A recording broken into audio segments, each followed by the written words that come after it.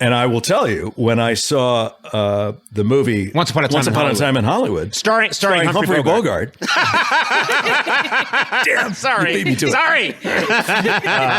He recreates Spahn Ranch, and there's that fantastic whole sequence that takes place at Spahn Ranch, and it's chilling. Yes. But since Once Upon a Time in Hollywood, that performance Brad Pitt gave as a stuntman, that's like my favorite guy in the world right now. I want to be that guy's friend. I just want to watch him go through life. You want to make babies with him. You know what? If that's what it needs to happen to make more Brad Pitts as that stuntman character, Cliff Booth, yeah. I would do it. That is just like my favorite person I've seen in a movie in so long, that character. And so, yes, I would have Cliff Booth's baby if I could. Okay. Does that make sense? Yeah, I think so. Yeah. It's like Brad Pitt in a Hollywood movie when he's on the roof. Hollywood movie. What's it called? Once Upon a Time in Hollywood. I always want to call it Once Upon a Time in La La Land. Okay, sorry. Once Upon a Time in Hollywood, movie I adore. Oh, and you guys were in Once Upon a Time in Hollywood together, too. Oh, there you go. He was Steve McQueen, right? Yes, he was. Yes, he was. He was great as Steve McQueen. Yeah. Really good. There was talk of maybe there being other projects coming out There of that is. movie. There's a sequel that Tarantino wrote and Fincher's directing about Brad Pitt's. Oh, I didn't know character. that. Yeah. Wow. Okay. All right. Yeah. All right. The one movie I've watched this movie probably 4 times. Which one? Once Upon a Time in Hollywood. Oh, yeah. Bro. I haven't seen it. Dude, wow. Bro, when I first saw it, I'm like, what the fuck is this movie? This is the worst movie I've ever seen. I asked her. I didn't want to see it, but I've seen that movie 4 times in a row. It's my Bible. I love that fucking movie. I think it's his best movie. It also has the most realist looking 1960s LA. I thought Once Upon a Time in Hollywood was fine. Masterpiece. It was fine. Masterpiece. Not even close. Yes. It was so good. I loved every frame. First of all, right, it's an homage to that era. All his movies jump all over the fucking place. None of those sets, right, like when he's driving through town was CGI. No, I thought every frame of that movie made me smile. From the homage to, I love old Hollywood and the way they portrayed it, to this weird story about some like TV actor who's on his way out and his stuntman. Maybe in my point of view, you know, I enjoyed the relationship between the two, Brad Pitt. I love their relationship, and that Hollywood used to be like that, right? Where the stuntmen, you know, became really good friends with the actor. What about Casa Vega down the road? That's Ever been there? You've never been to Casa Vega? Yeah, it's Brad Pitt, Leonardo DiCaprio, in the movie. Of course, Upon a Time in Hollywood, man. Yeah. Not only that, right? And I also and I relate to it, the movie. Here's a kid, right, who's on his way out, and I felt like that in my career before. The Leo, I'm not giving any spoilers, but the Leo's character, right, is so fucking funny to me. It's like when he messes up on a line and he beats himself up in a fucking trailer. You fucking loser. That's me. Right, that's me. So I relate to that. You know that movie? That's why I love this movie, Once Upon a Time in Hollywood. Yeah. When Leo's like doing those That's fucking so smart, anger. bro. So genius. In his trailer. Yeah, and it was his idea too. Yeah. Because he understands what it is. Yeah. You know what I mean? There's one scene where he's in a Western scene, and he doesn't know his line, so he interrupts. He goes, I don't know what's the line, right? And he like kind of freaks out, right? And the director says, just keep going, you know what I mean? And he's like, all those little things, right? But I love the idea, like those scenes where he's like in a scene and he cuts himself, like he starts over, or the frustrations in the fucking green room. I'm sure you've done that, where you fucked up on a scene and you're fucking, you know what I mean? Yeah, you lose it. Lose it. And all that stuff I've never seen in a movie before portrayed, and I related to it. After this fucking chaos that happens, right? At the end, it seems as though that he was able to reinvent himself too. So there's a good story, you know what I mean? Yeah. He gets invited into the Polanski house, right? Yeah. Right, which is fucking crazy. Insane. What I also want to say about the movie is it's brilliant because the ending is so fucking amazing to me and funny and incredible and violent and so great that it's the best ending I've ever seen in any movie. And then also the switch at the end. I thought the whole thing was so great, and I've seen the movie 20 times because I didn't expect it, and then when all that went down at the end, I think that movie was a masterpiece. Yeah, it's better than, I'm just telling you, better than Jackie Brown. Incorrect. Better than Hateful Eight. Not better than Reservoir Dogs. Fiction. It's on par with Inglourious Bastards. Probably it's similar. on par with Django Unchained. It's a Tarantino movie. They're all good. That's the thing. You're saying it's up there. Let's say Once Upon a Time in Hollywood, and they're Love that movie. And they're like, there's a scene where you're in the cult. They just see you just blowing some dude. Do I have any lines? There's no way.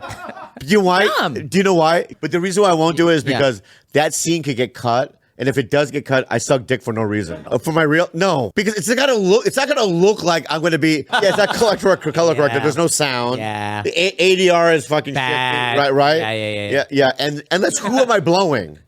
That's my favorite of his. Once Upon a Time? Yeah, I saw it like 3 times, and the last time I saw it in his theater, and he literally had like the Rick Dalton, like the Leonardo's character. He had like the posters. It was a total immersive experience, like those movies really happened. Yeah. It was so awesome.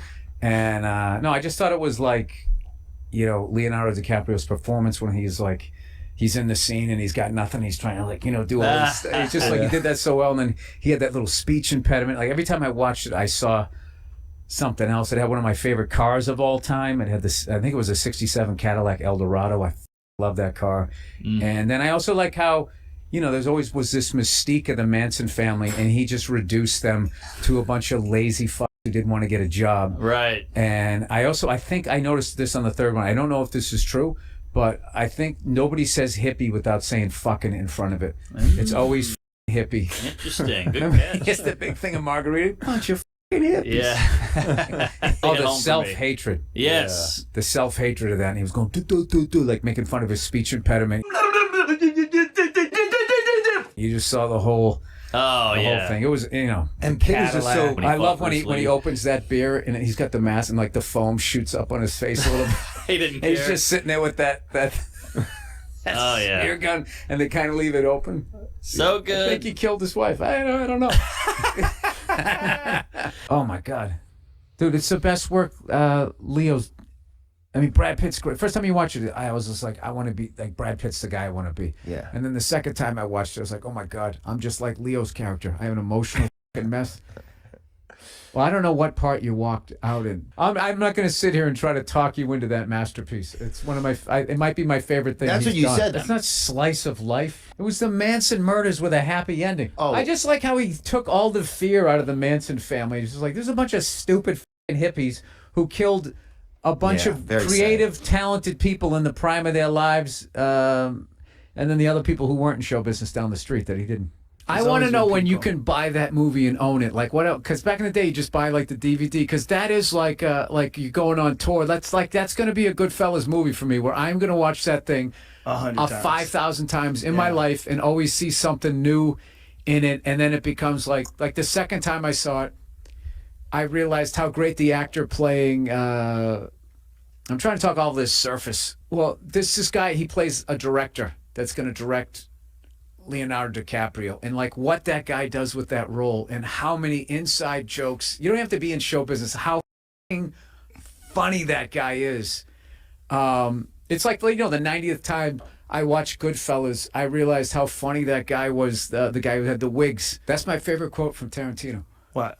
I saw an interview one time and they were saying like, I was trying to write movies and stuff, and they were going like, you can't do this, you can't do that. He's like, wait a minute, because I can do whatever the fuck I want. It's like that. Well, that's why movies are great. Whether you like them or not, you're just like, that's the comic I want to watch. I can say whatever the fuck I want. Yeah. Good. I want to see you totally unfiltered. So anyways, let's talk about movies. I finally went out and saw Quentin Tarantino's 8th movie, Once Upon a Time in Hollywood. All right? And they got that website, Rotten Tomatoes. All right? Well, I'm going to start my own here. All right? Old Freckles, thumbs up to thumbs down. I loved that movie. I loved that movie. That was the fastest 2 hours and 45 minutes of my life. When the dude came out, and he made a joke. We were at the ArcLight. When he came out, he goes, this is Quentin Tarantino's movie, Once Upon a Time in Hollywood. It stars Margot Robbie and a bunch of other people.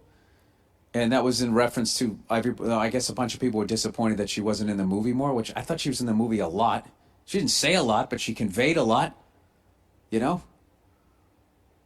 I don't know. But then I thought about it. I was like, you know what? I understand why so many women are complaining, because I think throughout history in Hollywood, you know, I don't know about you guys, but personally, I am waiting for beautiful blonde white women to be represented positively in American cinema.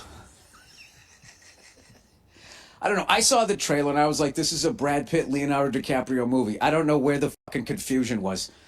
And by the way, no spoiler alert. I should have said that early on. Everybody just shut off my podcast. I'm not going to ruin anything other than to say that I fucking loved it.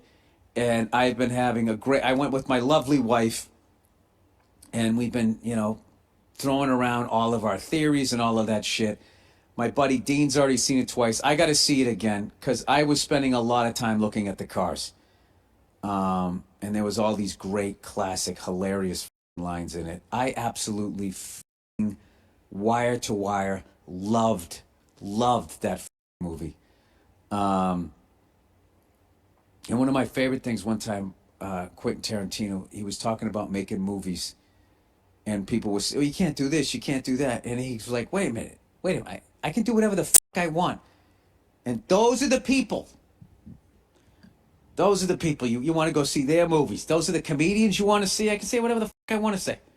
You know? Jerk-offs.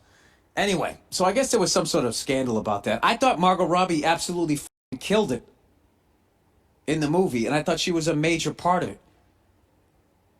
You know, what she was conveying, the story that she was telling without speaking. I mean, the skill set just to do that was amazing.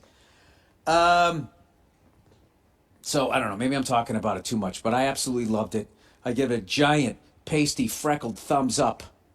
Way the fuck up. So, if you're thinking about seeing it, and believe me, it flies by.